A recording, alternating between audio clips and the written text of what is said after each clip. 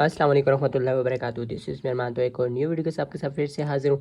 आज की वीडियो में हम लेक्चर हमारा चल रहा है, लेक्चर सीरीज़ यहाँ पर matrices class 9th matrices almost complete हो चुके हैं। 1.6 लास्ट टाइम हमने की थी, अभी रिव्यू एक्सरसाइज पर आ चुके हैं और यहाँ पर choose the correct answer in each of the following problems.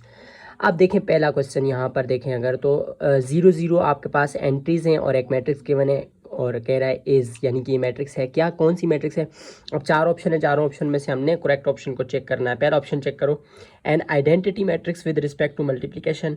तो मल्टीप्लिकेशन के रिस्पेक्ट से ये 0 0 नहीं हो सकता, क्योंकि आपको पता है आइडेंटिटी मैट्रिक्स वो होती है जिसमें मैन डायगोनल में 1 1 होता है और बाकी आपके पास एलिमेंट 0 होते हैं, लेकिन यहाँ पर 1 1 तो नहीं है। जो identity matrix with respect to multiplication तो नहीं है। ओके, बी ऑप्शन को चेक करो, कॉलम मैट्रिक्स भी नहीं हो सकती। क्यों?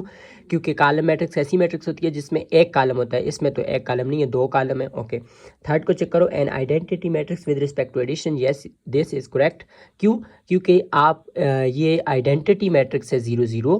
क्यों आइडेंटिटी मैट्रिक्स क्यों है? क्योंकि इसको जिस मैट्रिक्स के साथ में ऐड करोगे वो आंसर वही मैट्रिक्स आएगा। ओके, और चौथा ऑप्शन देखो, ये क्यों नहीं था? क्योंकि रो मैट्रिक्स, ये रो मैट्रिक्स भी नहीं हो सकती, क्योंकि रो मैट्रिक्स में एक ही रो होती है जबकि इसमें दो रो है। ओके, सेकंड को चेक करो, द मैट्रिक्स, एक मैट्रिक्स गिवन आपके पास इज। अब चार ऑप्शन में से आपने बताना है कौन सी मैट्रिक्स है।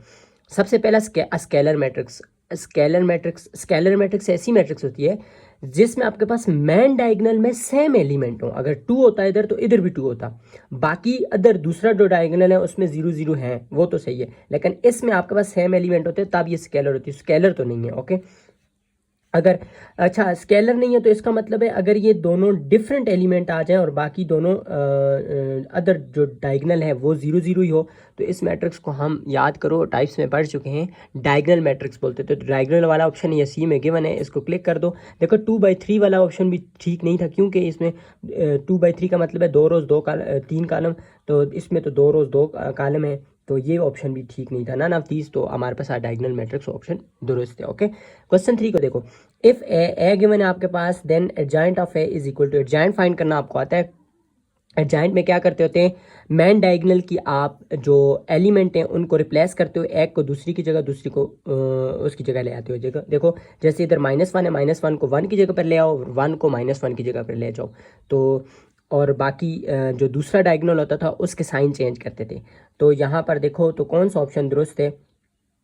यहाँ पर अगर देखो तो आपके पास बी ऑप्शन करेक्ट है। जब इसका आप इसके एक्सचेंज करोगे तो -1 1, ठीक है, इसका साइन चेंज करोगे 2, इसका साइन चेंज करोगे -3। ओके, तो B option is correct. Okay okay, 4 option में चेक करो, ए गिवन है आपके पास, देन ए इनवर्स फाइंड करना है। ए इनवर्स फाइंड करना आपको इजीली आता है। इनवर्स का फार्मूला पहले बना लो। इनवर्स का फार्मूला कैसे बनाते थे? A inverse equal to 1/a का डिटर्मिनेंट और एडजॉइंट ऑफ ए। तो देखो पहले डिटर्मिनेंट निकालो, आपने इसका डिटर्मिनेंट निकालना है। तो डिटर्मिनेंट आपको पता है कैसे निकालते हैं, इधर से डिटर्मिनेंट निकालो। आप मेन डायगोनल को आपस में मल्टीप्लाई करते हो, 2 4 ज़ार 8 और 2 4 ज़ार 8, देखो मैं इधर लिख देता हूँ। ओके, और बीच में माइनस साइन, फिर 3 3 ज़ार 9। तो यहाँ से आंसर चेक करो, -8 में से -9 में से 8 निकालो, -1। तो यहाँ पे इसका डिटर्मिनेंट तो -1 आ गया। ओके, अब आपके पास एडजॉइंट ऑफ ए, एडजॉइंट जब इसका निकाल लोगे तो एडजॉइंट इसका क्या आएगा? देखो एडजॉइंट ये 4 उधर चला जाएगा, 2 इधर आ जाएगा। सो एडजॉइंट की वैल्यू भी मैं यहाँ पर डायरेक्ट निकालता हूँ, 4 2 और -3 ऐसे आ जाएगा।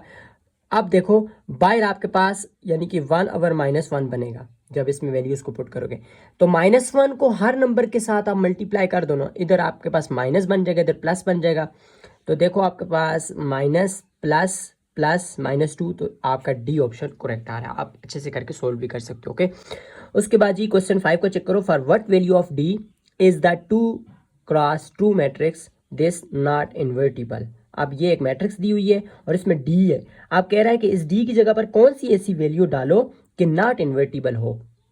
नॉट इन्वर्टिबल उसने लिखा है। इन्वर्टिबल मैट्रिक्स कौन सी होती है?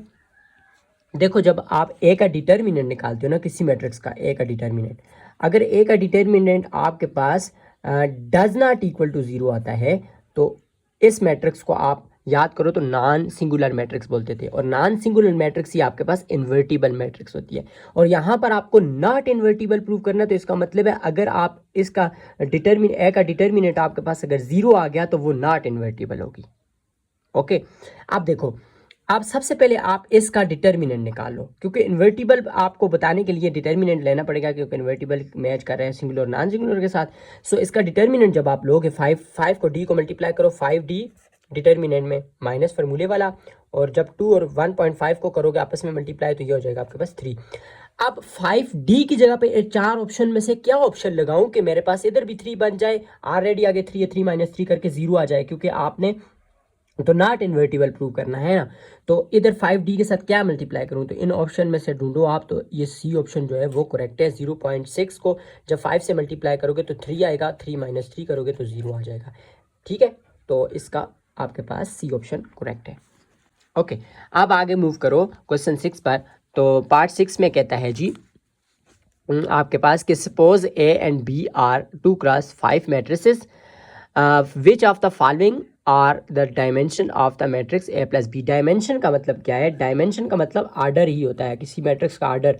तो आर्डर फाइंड करना आपको आता है। आर्डर का मतलब होता है कि किसी मैट्रिक्स में कितनी रोज हैं और कितने कॉलम्स हैं, उसी को आर्डर बोलते थे, और डायमेंशंस मतलब आर्डर ही है। ओके, सो आपके पास देखो, अगर कह रहा है कि 2x5 की एक मैट्रिक्स है, फिर 2x5 की 2 मैट्रिक्स है आपके पास, उन दोनों मैट्रिक्स को आपस में ए, यानी कि एक का नाम ए और एक का नाम बी है, उन दोनों को आपस में ऐड करोगे तो जाहिर सी बात है जो आंसर आएगा वो 2x5 में ही आएगा, वो 2x5 में ही आएगा।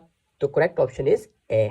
ओके, आगे देखो जी 7 में, विच of the following is the multiplicative inverse of this. तो मल्टीप्लिकेटिव इनवर्स निकालने के लिए आपको पता है कि आप क्या फाइंड करते थे, इसका इनवर्स। तो इसका इनवर्स, लेट्स सपोज इसका इनवर्स फाइंड करने के लिए, लेट्स सपोज इसका नाम है ए, तो ए का इनवर्स फाइंड करना है, तो 1/a का डिटर्मिनेंट और एडजॉइंट ऑफ ए। तो आप इसका सबसे पहले डिटर्मिनेंट निकालो, 1 का, 1 को 1 से मल्टीप्लाई करोगे 1, 0 को 2 से करोगे मतलब 1 आ जाएगा, इसका डिटर्मिनेंट तो आएगा 1। सो डिटर्मिनेंट 1 आ गया। अब एडजॉइंट क्या होगा इसका? एडजॉइंट देखो, इसको एक्सचेंज करोगे 1 1 ही रहेगा, और इसको साइन करोगे तो इधर -1 आ, तो मतलब आपके पास यही आंसर आने वाला है। तो ये आंसर किधर है? -1 के साथ, ये देखो, ये आपके पास बी ऑप्शन करेक्ट है। देखो, क्योंकि इसका जब एडजॉइंट आप लोगे तो एडजॉइंट आपके पास ये बनता है, और जब इसको 1 के साथ मल्टीप्लाई करोगे, क्योंकि इसमें वैल्यू में पुट, इस फार्मूले में पुट करोगे ना, सो इसकी जगह पर नीचे क्या आ जाएगा 1, तो 1 को जब अंदर मल्टीप्लाई करोगे तो यही आंसर आपके पास मैट्रिक्स रहेगा। तो बी ऑप्शन इज करेक्ट, आप इसको भी चेक कर लीजिएगा। ओके, क्वेश्चन 8 को देखो, evaluate the determinant of the matrix. अब आपके पास एक मैट्रिक्स गिवन है और इसका डिटर्मिनेंट फाइंड करना है। डिटर्मिनेंट फाइंड करना आपको ऑलरेडी आता है, 4 को 2 से मल्टीप्लाई करो, 8 आ गया, माइनस फार्मूले वाला। अब ये minus into minus plus, 9 1 jar 9, तो आपके पास -1, क्योंकि -9 में से 8 निकालो, -1, C option is correct. Okay, यहाँ तक तो एक्सरसाइज हमारी कवर हो चुकी। क्वेश्चन नंबर 2 में देखो, बहुत आसान क्वेश्चन इस तरह का 1.3 में सॉल्व कर चुके हैं। एक्स और वाई की वैल्यू को फाइंड करना है आपने। सिंपली यहाँ पर देखो, ये करस्पॉन्डिंग एलिमेंट के इक्वल होता है, तो x -1 इक्वल टू 0 लोगे, यहाँ से x की वैल्यू फाइंड कर लोगे। y +3 इक्वल टू -2 लोगे, क्योंकि y +3 के करस्पॉन्डिंग में ये एलिमेंट पड़ा हुआ है। तो ये ऑलरेडी 1.3 या 2 में कर चुके हैं ऑलरेडी। तो इस क्वेश्चन को आपने खुद सॉल्व करना है, नहीं हुआ तो आपने नीचे मैसेज कर देना है, इंशाल्लाह आपको रिटन फॉर्म में प्रोवाइड कर दिया जाएगा। ओके, फाइंड द प्रोडक्ट इस, ये सेम कंसेप्ट हम ऑलरेडी पढ़ चुके हैं, इसलिए करवा नहीं रहा हूँ। Okay, find the product if possible. अब इसकी प्रोडक्ट कह रहा है फाइंड करो अगर पॉसिबल है, तो पॉसिबल है ही नहीं इसकी, आपने ये पॉसिबल ही नहीं है। क्यों? नॉट पॉसिबल लिख देना है। क्यों पता है? अब देखो, हम चेक करने के लिए पहली मैट्रिक्स के कॉलम चेक करते हैं, कितने कॉलम है। देखो, पहली मैट्रिक्स में एक कॉलम है, और दूसरे की रो चेक करते हैं, और दूसरे में 2 रो हैं, और 1 और 2 आपस में इक्वल है, नो। सो इसका मतलब है इसकी जो प्रोडक्ट है वो आप फाइंड नहीं कर सकते। प्रोडक्ट मीन मल्टीप्लाई इन दोनों को नहीं कर सकते। Find the inverse of matrix A, तो इस मैट्रिक्स का इन्वर्स फाइंड करना है, यानी कि ए इन्वर्स फाइंड करना है, वो आपको फाइंड करना आप ऑलरेडी आता है, इसको भी कर लेना है। 5 क्वेश्चन देखो, सॉल्व द सिस्टम। आप देखो, ये 2 लीनियर इक्वेशन आपके पास गिवन है।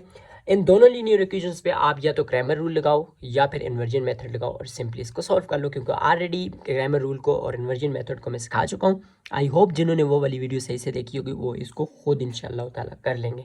मिलते हैं किसी नेक्स्ट वीडियो में, तब तक के लिए अल्लाह हाफिज़, फ़ी अमान अल्लाह, टेक केयर।